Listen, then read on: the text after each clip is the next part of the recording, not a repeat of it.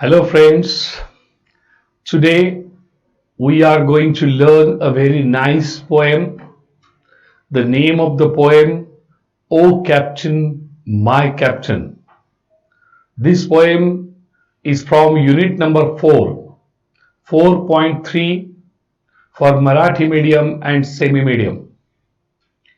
O Captain, My Captain. The name of the poet is Walt Whitman. He was born in 1819 and he was died 1892. या Walt Whitman यांचा जो जन्म आहे तो 1819 साली झाला आणि त्यांचा मृत्यू 1892 साली झाला. चला आपण त्याचं एज काढूया, किती साली ते वारले. जे आपण सबस्ट्रॅक्शन करायला लागेल ना आपल्याला.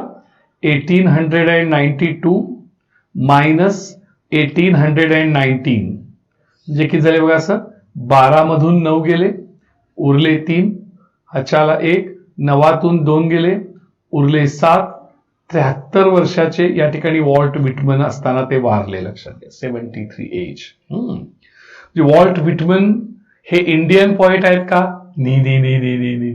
हे वॉल्ट विटमन जे आहेत was an American poet. Poet म्हणजे पुरुष कवी आणि पोएटेस म्हणजे महिला कवी, कवित्री. म्हणजे हे पुरुष आहेत. लक्षात, वॉज काही नावावरनं कळत नाही. वॉल्ट विटमन बाबा आहे का बाई आहे? तर हा बाबा दिसतोय, पोएट आहे. लक्षात घ्या, Walt Whitman was an American poet. हे अमेरिकन कवी आहेत. एसेस्ट निबंधकार आहेत. एसेस्ट म्हणजे a person who writes essays. अशी व्यक्ती जी निबंध लिहिते त्याला एसेस्ट म्हणतात. अँड जर्नलिस्ट जी पत्रकार आहे, म्हणजेच लक्षात घ्या, a person who writes news, who works in the newspaper or a news reporter is known as journalist. म्हणजे वॉल्ट विटमन हे नुसते लेखक नाही आहेत, तर हे कवी, नुसते कवी नाही आहेत, तर ते चांगले निबंधकार आहेत, ते पत्रकार सुद्धा आहेत. He was the most influential poet. हे अत्यंत प्रभावशाली कवी आहेत.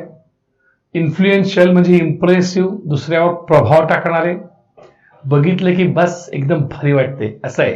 लक्षात घ्या, he was the most impressive poet. ते खूपच प्रभावशाली कवी आहेत in the American Canon.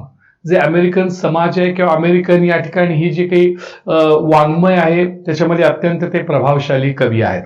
Often called the father of free वर्स.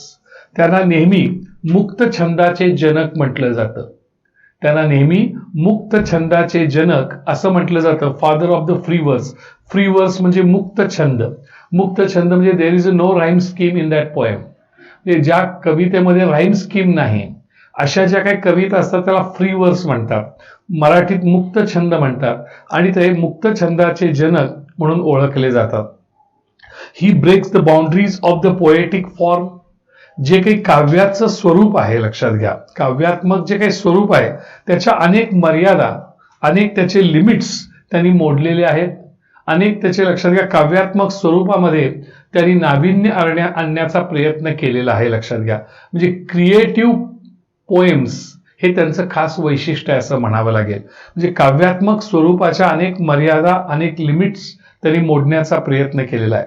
He also used unusual images and symbols in his poetry. त्यांनी आपल्या काव्यामधून एक असामान्य अशा प्रतिमा आणि असामान्य अशी प्रतीकं या ठिकाणी त्यांनी आतापर्यंत वापरलेली आहेत. लक्षात घ्या, हे खूपच महत्वाचं आहे. Unusual images. अनयुज्युअल इमेजेस, असामान्य प्रतिमा आणि असामान्य प्रतीकं त्यांनी आपल्या काव्यात वापरलेली आहेत. लक्षात घ्या, ह्या काव्यामध्ये त्यांनी अमेरिकेला जहाज म्हणलेलं आहे. ह्या काव्यामध्ये अमेरिकेच्या राष्ट्राध्यक्षाला त्यांनी जहाजाचा कॅप्टन म्हणलेलं आहे. म्हणजे अशी असामान्य प्रतिमा, असामान्य प्रतीक, सिम्बॉल्स, इमेजेस त्यांनी या ठिकाणी आपल्या काव्यामधून, पोएट्रीमधून, आपल्या पोएम्समधून वापरलेली आहेत. The poem is an elegy. ही जी कविता आहे ती एक शोकगीत आहे. आणि इलिजी म्हणजेच काय? Song showing unhappiness. जे काव्य, लक्षात घ्या, दुःख दाखवतं अशा प्रकारच्या कवितेला इलिजी म्हणतात, शोकगीत म्हणतात. To the speaker's recently deceased captain. या ठिकाणी ही जी कविता आहे ती एक शोकगीत आहे. ती या निवेदकाच्या नुकत्याच मुक्त झालेल्या कप्तानाबाबत आहे. रिसेंटली म्हणजे नुकतेच, डिसीज्ड म्हणजे मृत झालेले, आणि कॅप्टन म्हणजे कप्तान. हा जो काही निवेदक आहे त्या निवेदकाचे जे मृत झालेले कप्तान आहेत त्यांच्याबद्दलची ही कविता आहे. हे एक शोकगीत आहे, एका मृत व्यक्तीबद्दल या ठिकाणी केलेली लक्षात घ्या कविता आहे.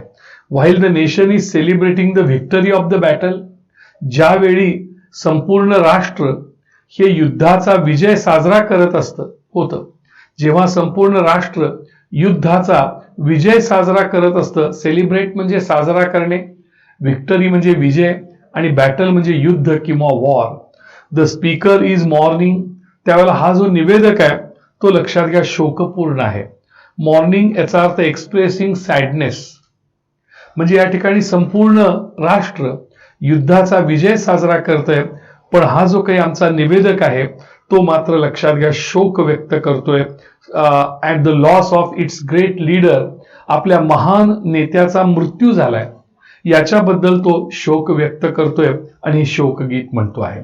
The poem has a direct reference, हा जी कविता आहे ह्या कवितेचा सरळ संदर्भ आहे to the assassination of Abraham Lincoln after the American civil war was won. अमेरिकेमधलं नागरी युद्ध जिंकल्यानंतर, अमेरिकेमधलं नागरी युद्ध जिंकल्यानंतर जी काही अब्राहम लिंकनची हत्या झाली, ही हत्या ह्या कवितेचा सरळ सरळ संदर्भ आहे. हे सगळं वाचल्यानंतर आमच्या डोळ्यासमोर हा प्रश्न निर्माण होतो की या कवीनं ज्या काही अनयुज्युअल इमेजेस आणि अनयुज्युअल सिम्बॉल्स वापरलेले आहेत त्याच्यामध्ये हा कवी अमेरिकेला काय म्हणतो, जहाज म्हणतो, शिप म्हणतो, आणि अमेरिकेचे जे राष्ट्राध्यक्ष आहेत अब्राहम लिंकन याला तो कॅप्टन म्हणतो. आणि अब्राहम लिंकनची हत्या झालेली आहे, असॅसिनेशन, किलिंग, हत्या झालेली आहे, आणि ती केव्हा झालेली आहे तर जेव्हा अमेरिकन सिव्हिल वॉर जिंकलं जातं, अमेरिकन मधलं नागरी युद्ध जिंकलं जातं. नागरी युद्ध, लष्करातलं युद्ध नाही, नागरी युद्ध जिंकलं जातं, तेव्हा अब्राहम लिंकनची हत्या होते. मी थोडंसं काही कळायचं बंद होतं. आपल्याला माहित आहे आपल्याकडे नेत्याची हत्या झालेली आहे, आपल्या भारतीय लोकांना हे माहित आहे की आपला देश स्वतंत्र झाला आणि लगेचच महात्मा गांधींची हत्या झाली, किंवा आपल्याला माहित आहे की आपले पंतप्रधान इंदिरा गांधी यांची हत्या झाली. इंदिरा गांधीच्या बॉडीगार्डनी त्यांचा खून केला. तो केव्हा केला, जेव्हा पंजाब मधल्या अमृतसर मधील या ठिकाणी गोल्डन टेम्पल मध्ये इंदिरा गांधींनी भारतीय सैन्याला या ठिकाणी घुसवून तिथले जे काही दहशतवाद मोडून काढला. त्यामुळे शीख समाज चिडला आणि शीख समाजाने या ठिकाणी इंदिरा गांधीची हत्या केली. लक्षात घ्या, ह्या काही गोष्टी आपल्याला माहित आहेत.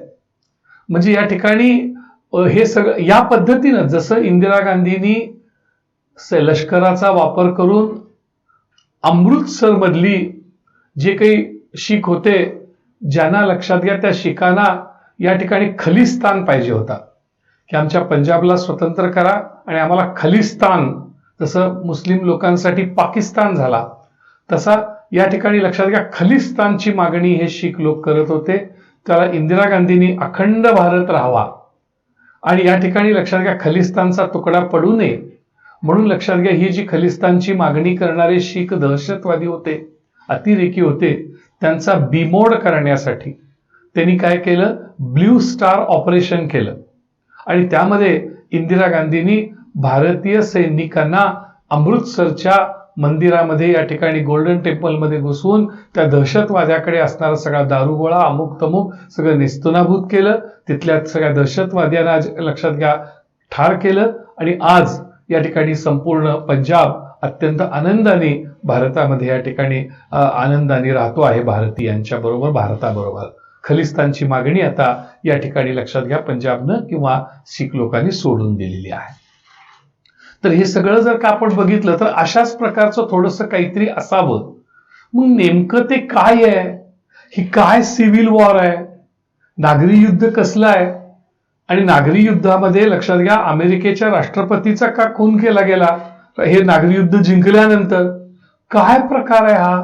मग याचा थोडासा शोध लावावा, याच्यातून काही कवितेमधून काही समजत नाही. म्हणून मी लक्षात घ्या गुगलवरती गेलो आणि गुगलवरून जी मला माहिती मिळाली त्याचे एक मी 10 पॉइंट्स निर्माण केलेत लक्षात घ्या. आणि ते काय प्रकार आहे तो सगळा हा तुम्हाला थोडासा सांगावा आणि मग कविता शिकवावी असं मला वाटतं. लक्षात घ्या रिझन्स ऑफ सिव्हिल वॉर, का अमेरिकेमध्ये नागरी युद्ध झालं, काय कारण आहेत लक्षात घ्या, त्याची खूप महत्वाचं आहे. The people in north America worked in industries. लक्षात घ्या नॉर्थ अमेरिका, उत्तर अमेरिकेमधले जे लोक आहेत ते लक्षात घ्या उद्योगधंद्यामध्ये कारखान्यांच्या मध्ये काम करत होते. They know longer needed slaves, त्यांना आता गुलामांची आवश्यकता नव्हती. लक्षात घ्या पूर्वी अमेरिकेमध्ये जनावर जसं आपण विकतो जनावरांच्या बाजारामध्ये, आपण लक्षात शेळी विकली 5,000ला शेळी विकली, 6,000ला खरेदी केली, तसं शेळीची गायीची बैलांची खरेदी विक्री होते, तशी माणसांची खरेदी विक्री होत होती, बायकांची खरेदी विक्री होत होती, त्याला गुलाम खरेदी केले जात होते. लक्षात घ्या मग आपल्या शेतामध्ये काम करण्यासाठी घरामध्ये काम करण्यासाठी गुलाम खरेदी की आपण बाहुबलीमध्ये बघतो बघा सर, बाहुबलीमध्ये गुलाम आहेत बघा सर. हा लक्षात घ्या. तर अशा प्रकारे तर या ठिकाणी उत्तर अमेरिकेमधले लोक आता या ठिकाणी काही उद्योगधंद्यामध्ये कारखान्यामध्ये काम करत होते आणि त्यांना लक्षात घ्या आता गुलामांची काही गरज राहिलेली नव्हती. पण पीपल इन साऊथ अमेरिका, दक्षिण अमेरिकेमधले जे लोक आहेत ते वर्कड इन फार्म्स, ते लक्षात घ्या शेतामध्ये काम करत होते फार्म्समध्ये.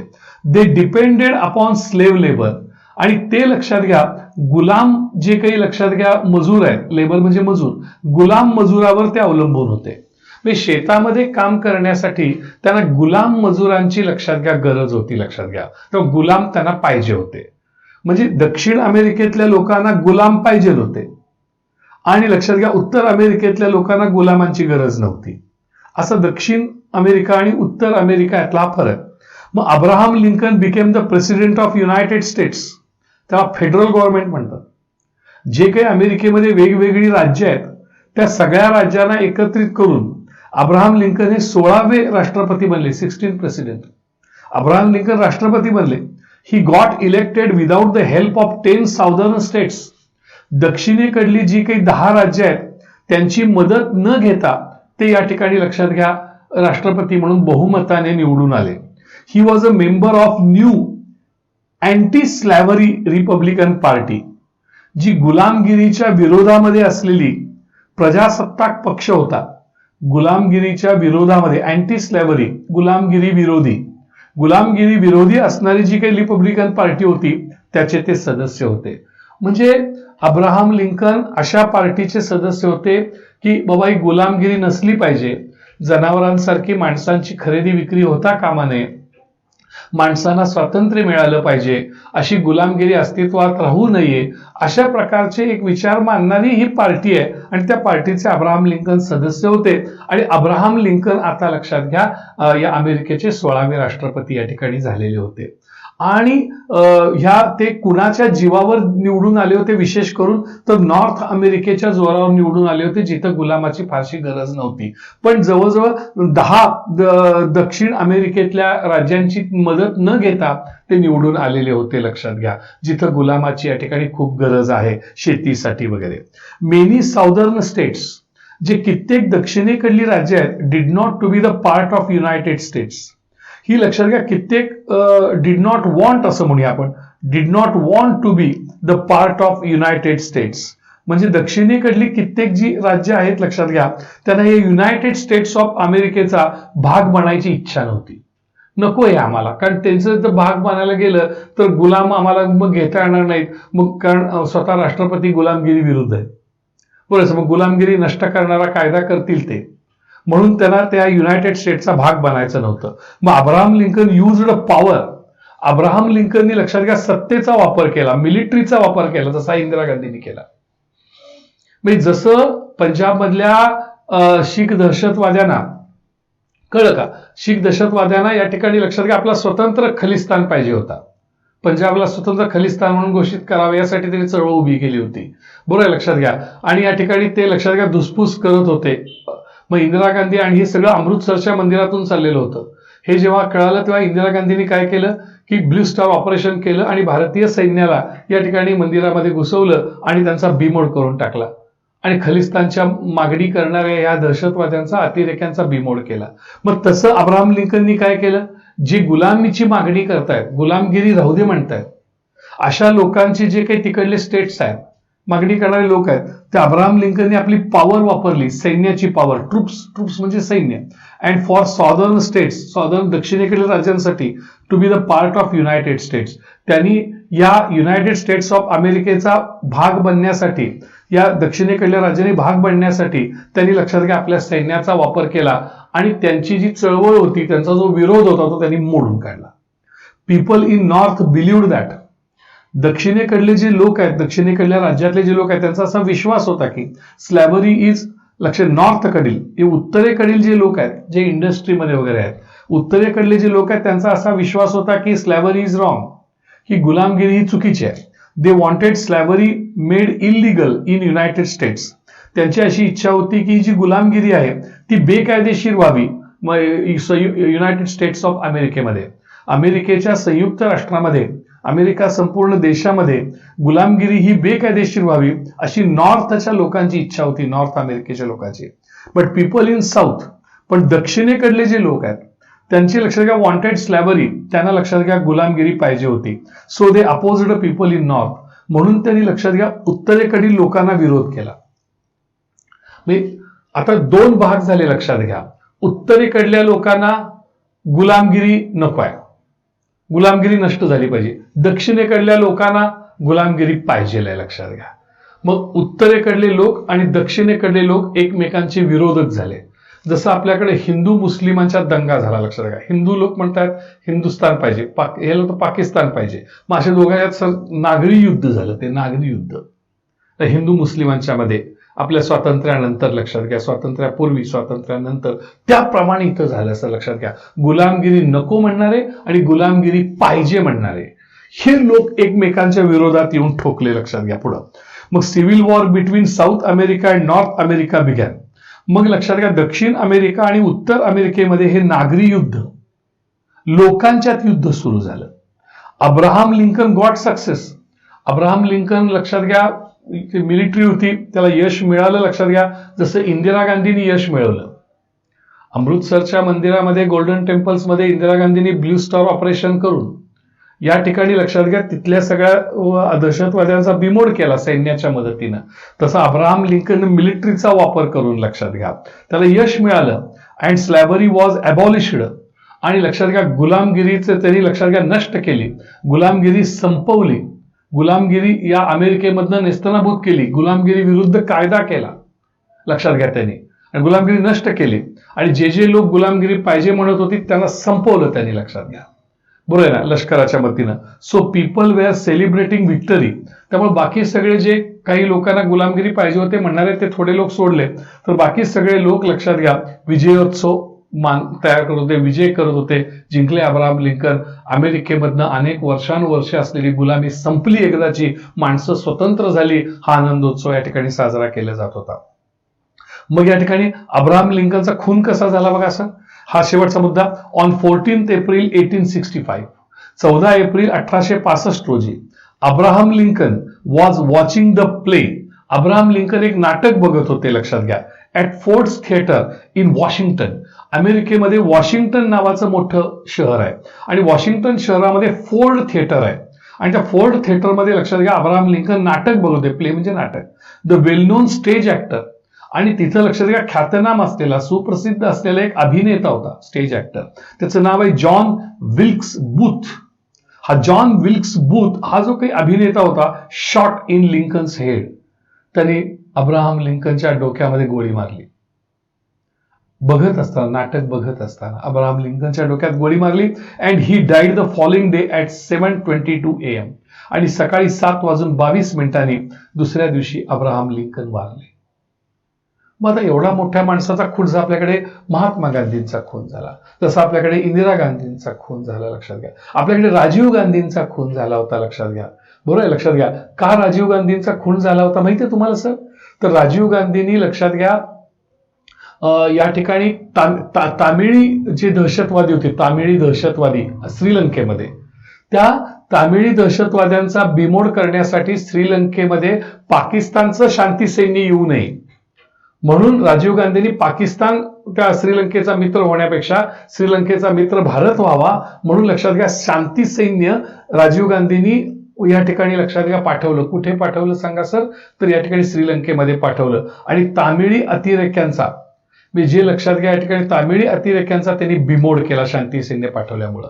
तेव्हा भारतामधले जे तामिळी लोक होते ते लक्षात घ्या खवळले की तुम्ही आमच्या लोकांच्या विरोधामध्ये तुम्ही शांती सैन्य पाठवून आमच्या लोकांना तुम्ही मारलं, तामिळी लोकांना.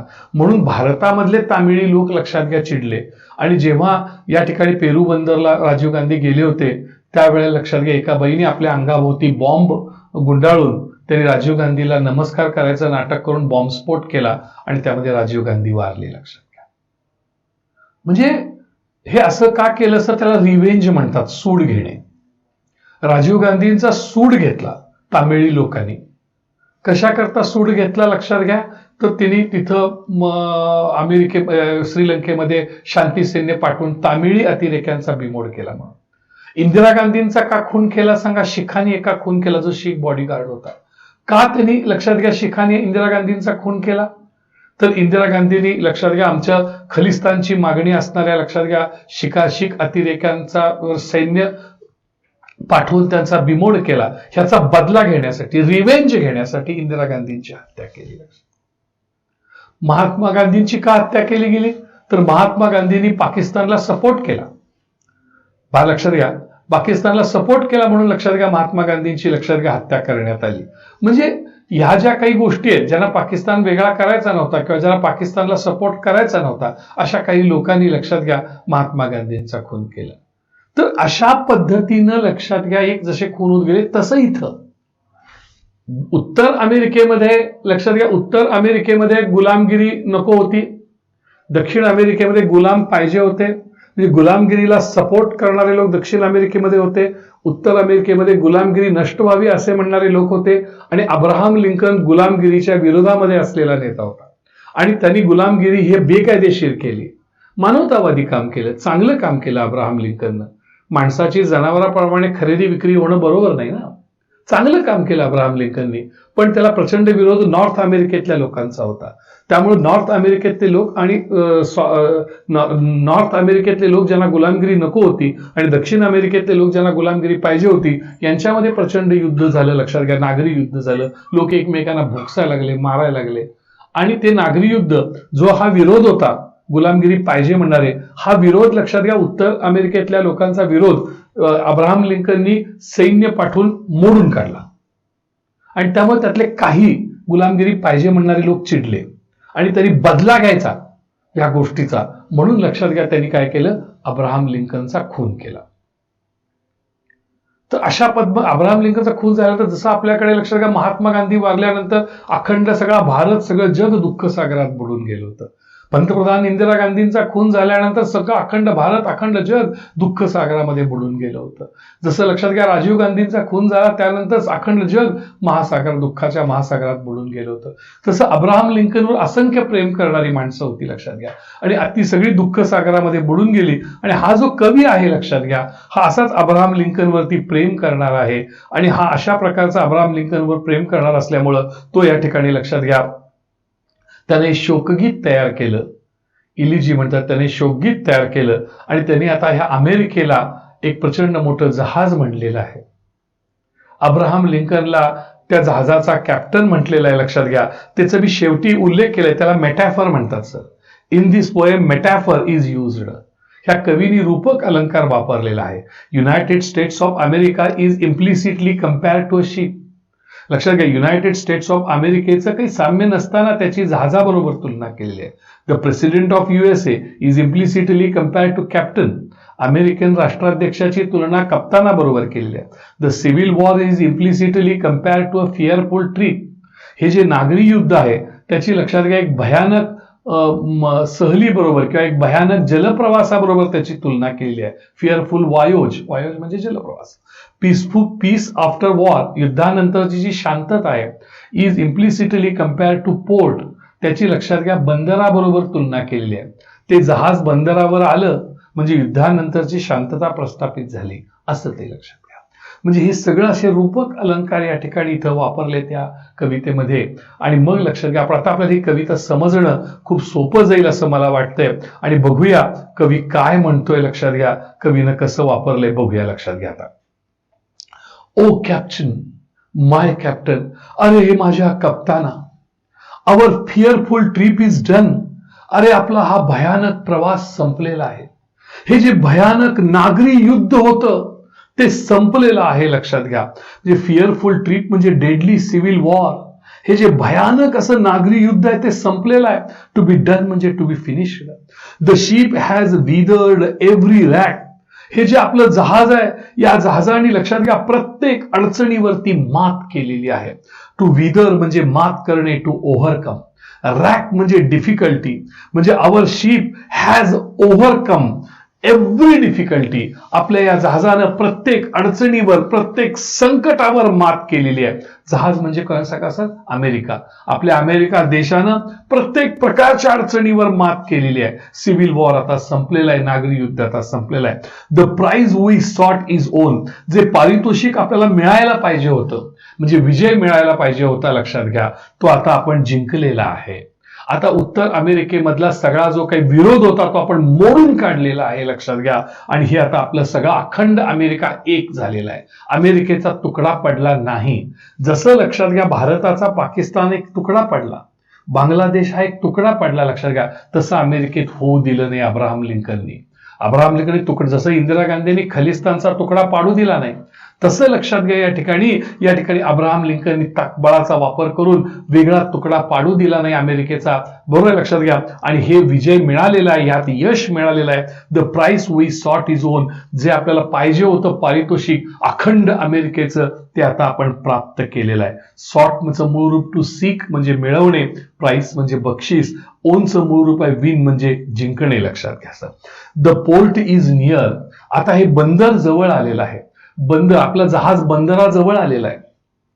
बंदर म्हणजेच काय सांगा, पीस आफ्टर वॉर, युद्धानंतरची शांतता आता आलेली आहे. आता सगळं अमेरिका शांत झालेलं आहे. सगळी अस्वस्थता, अशांतता, मारामारी संपलेली आहे. आता आपलं हे जे जहाज आहे ते बंदरावर पोहोचलेलं आहे. The bells I hear. घंटानाद मी ऐकतोय. तुम्ही हे कप्ताना तुझा विजय झालेला आहे. हे कप्तानचा विजय झालेला आहे. तुझा जय जयकार करण्यासाठी, तुझं स्वागत करण्यासाठी घंटानाद वाजवला जातोय बंदरावर आणि तो मी ऐकतोय. The people are exulting.